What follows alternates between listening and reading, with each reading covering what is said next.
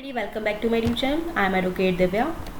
Indian contract act में ऐसा कोई भी प्रोविजन नहीं है, ना ही ऐसा कोई एडजुडिकेट सूट है जिसमें कहा गया हो कि प्रपोजल या उसका एक्सेप्टेंस जो है लीगल रिलेशन को एस्टैब्लिश करने के इंटेंशन से किया जाना चाहिए। लेकिन इंग्लिश लॉ में ये जो रूल है, ये जो प्रिंसिपल है, ये एस्टैब्लिश हो चुका है कि कॉन्ट्रैक्ट एस्टैब्लिश करने के लिए ज़रूरी है कि दोनों पार्टीज़ के बीच में लीगल रिलेशन बनाने के लिए इंटेंशन रहा हो।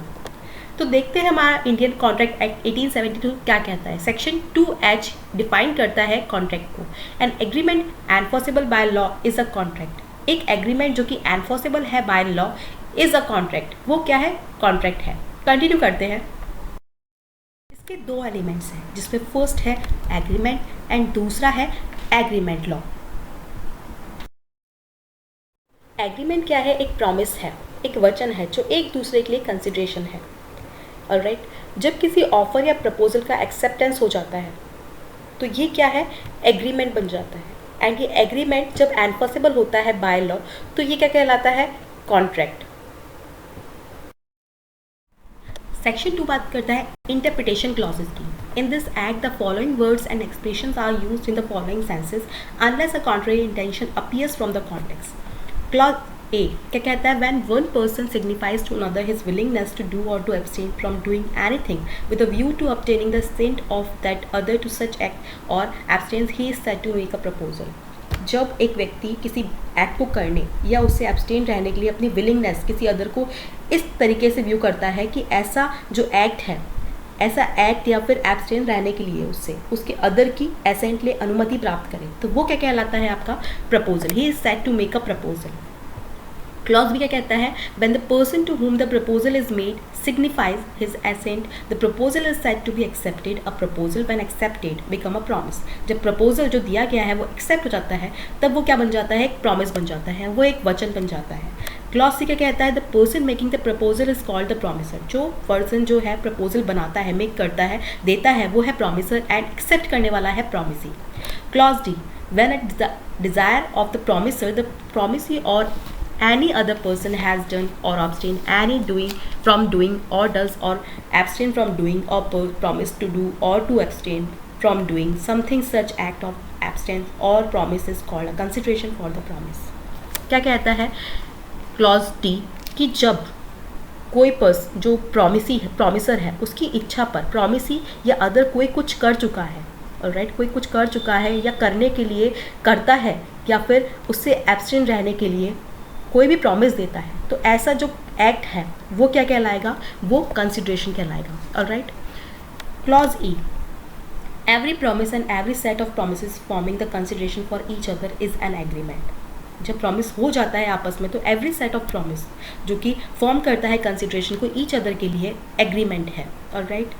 Clause F promises which form the consideration or part of the consideration for each other are called reciprocal promises। promises from the consideration or part, ठीक है, वो जो पार्ट है कंसिडरेशन का ईच अदर के लिए वो क्या है? रेसिप्रोकल प्रोमिसेस कहलाएंगे। क्लॉज जी क्या कहता है? An agreement not enforceable by law is said to be void. जो एग्रीमेंट एनफोर्सेबल नहीं है बाय लॉ वो वॉइड है, वो व्यर्थ है। एंड क्लॉज एच क्या कहता है? An agreement enforceable by law is contract. ये है सेक्शन 2 क्लॉज एच के अंदर कॉन्ट्रैक्ट की डेफिनेशन। एन एग्रीमेंट वो एग्रीमेंट जो कि एनफोर्सेबल है बाय लॉ, कॉन्ट्रैक्ट है। Clause I an agreement which is enforceable by law at the option of one or more of the parties but not at the option of the other or others is a voidable contract। जो agreement which is enforceable है by law at the option of one or more parties but not at the option of the others or others, तो वो क्या है? voidable contract है। clause ये क्या कहता है?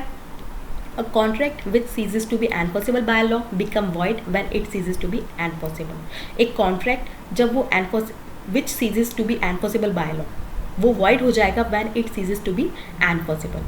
alright। 1872 कॉन्ट्रैक्ट एक्ट 1872 के सेक्शन 3 बात करता है communication, acceptance and revocation of proposals के बारे में। Communication of proposals, the acceptance of proposals, revocation of proposals and acceptances respectively are deemed to be made by an act or omission of the party proposing, accepting or revoking, by which he intends to communicate such proposals, acceptance or revocation, or which has the effect of communicating it। Section 3 क्या कहता है कि जो भी proposals है उनकी communication, acceptance की communication and revocation की कम्युनिकेशन के बारे में डिस्क्राइब करता है सेक्शन 3। इस सेक्शन के अकॉर्डिंग केवल प्रपोजल ही इंपॉर्टेंट नहीं है, उसकी एक्सेप्टेंस भी इंपॉर्टेंट है।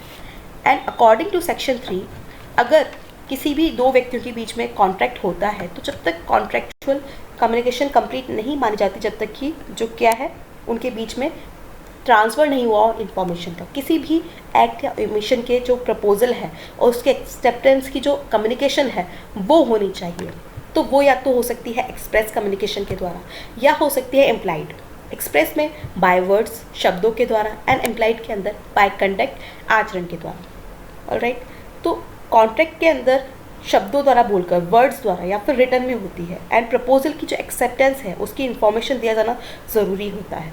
ऑलराइट, तो सेक्शन 3 जो है उसके अंदर जब भी किसी पार्टी के द्वारा प्रपोजल किया जाता है तो इस प्रपोजल की जो इन्फॉर्मेशन है, जिस व्यक्ति से प्रपोजल किया गया है उस पर्सन को प्राप्त होनी चाहिए, मिलनी चाहिए, तब जाकर जो कॉन्ट्रैक्ट है उसका निर्माण होता है। ऑलराइट, तो यहाँ पर 3 पॉइंट्स हैं: acceptance, proposals and revocation of proposals and revocation of acceptance. इन तीनों का क्या है, कम्युनिकेशन होना चाहिए, इन्फॉर्मेशन का ट्रांसफर होना चाहिए। ऑलराइट, तो सेक्शन 3 यही बात करता है communication, acceptance and revocation of proposals के बारे में।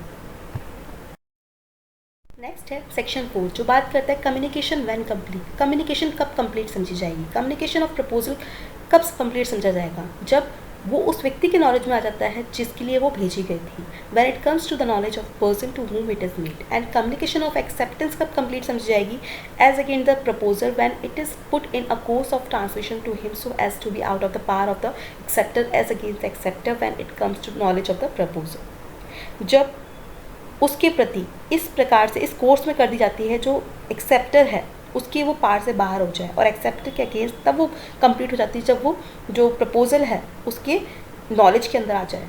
ऑलराइट, कम्युनिकेशन ऑफ रिवोकेशन कब कंप्लीट समझी जाएगी, as against the person who makes it when it is put into a course of transmission to the person to whom it is made so as to be out of power of the person who makes it as against the person to whom it is made when it comes to his knowledge।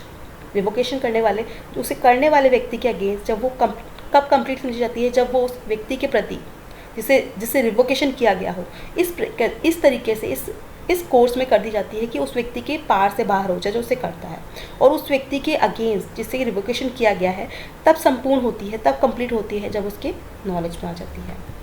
तो for example when communication had to be completed, एक person जो proposer है वो दिल्ली का है and जो acceptor है वो जयपुर का है।